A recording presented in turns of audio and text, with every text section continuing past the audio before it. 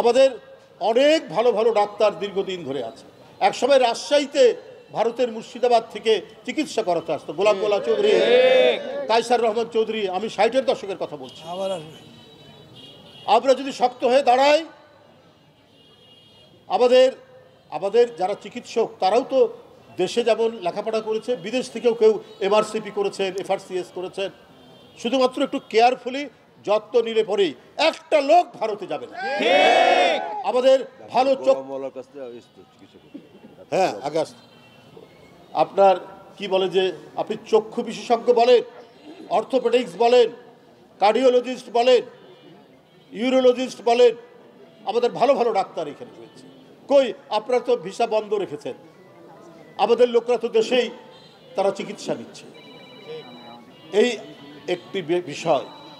এদেশের মানুষ এক প্রশ্নে, দেশের স্বাধীনতা সার্বভৌমত্বের প্রশ্নে তারা কিন্তু কেউ ছাড় দিবে না। যার সাথে যার মানে মনোমালিন্য থাক, ঝগড়া থাক, কিন্তু অন্য দেশ আমাদের উপর খবরদারি করবে, তখন কিন্তু বাংলাদেশের মানুষ সব এক কাট্টা হয়ে যাবে।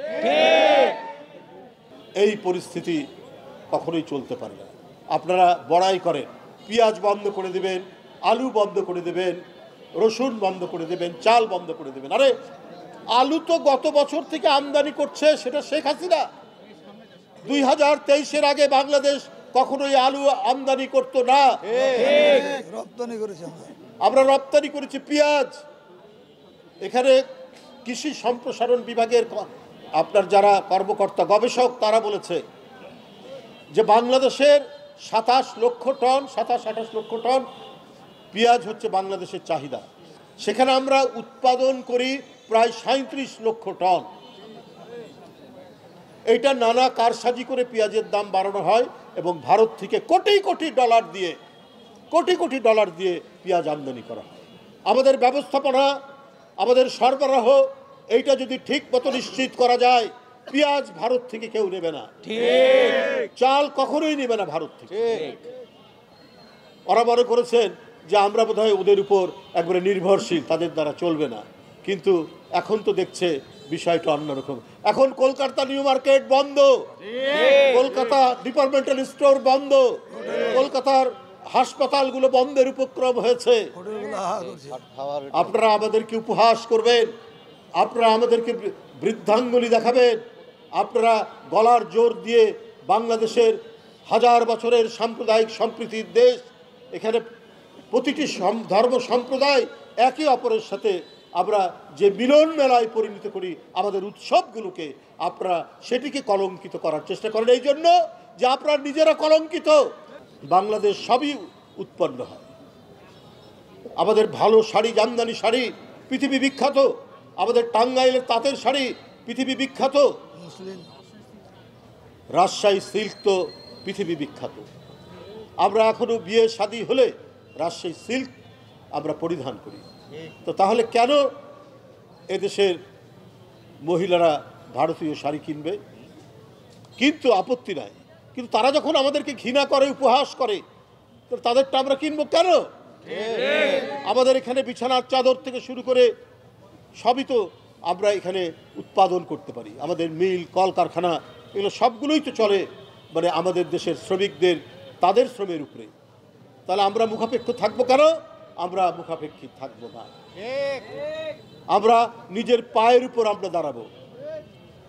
আমরা ভারতীয় শাল নিব না। এই দেখেন বাংলাদেশের খদ্দরের একটি চাদর, এই পরে কি শীত যাচ্ছে না? এই পরেই তো রাজশাহীতে এসছি, রাজশাহী শীত তো বেশি। এই পরেই আমরা জীবনযাপন আগেও করেছি, ছোটোবেলায় করেছি, এখন তো করি। মাঝখানে পৃথিবী গ্লোবালাইজেশন হওয়ার কারণে কেনাকাটা যখন বিশ্বজুড়ে হয় তো তখন ভারতের পণ্য আসতো, কিন্তু তারা তাদের পণ্য নিয়ে গর্ব করে, আর আমরা আমাদের পণ্য নিয়ে গর্ব করব না?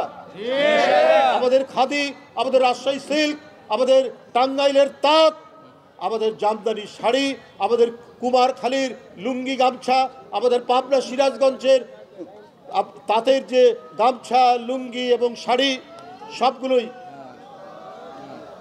এক্সপোর্ট হয়। হ্যাঁ, বাংলাদেশ পৃথিবীতে এটা এক্সপোর্ট হয়। তাই বন্ধুরা আমার, আমরা কারো মুখাপেক্ষী নই।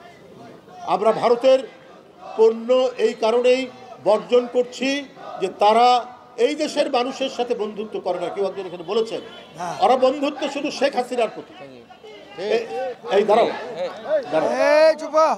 এরা যে বাচ্চা শিশুকে হত্যা করেছে ক্ষমতায় থাকার জন্য, এরা আবু সাইদের মতো একজন প্রাণবন্ত তরুণকে যে নিজের শার্টের বোতাম খুলে দিয়ে শেখ হাসিনার পুলিশের বুলেটের সামনে দাঁড়িয়ে পৃথিবী থেকে চলে গেছে, তাও মাথা নত করেনি।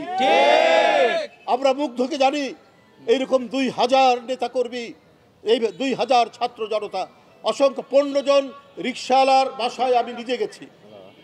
তারা রাস্তায় দাঁড়িয়ে গণতন্ত্রের পক্ষে স্লোগান দিয়েছে। এত আত্মদান শুধু গণতন্ত্র ফেরানোর জন্য, শুধু বাক স্বাধীনতার জন্য।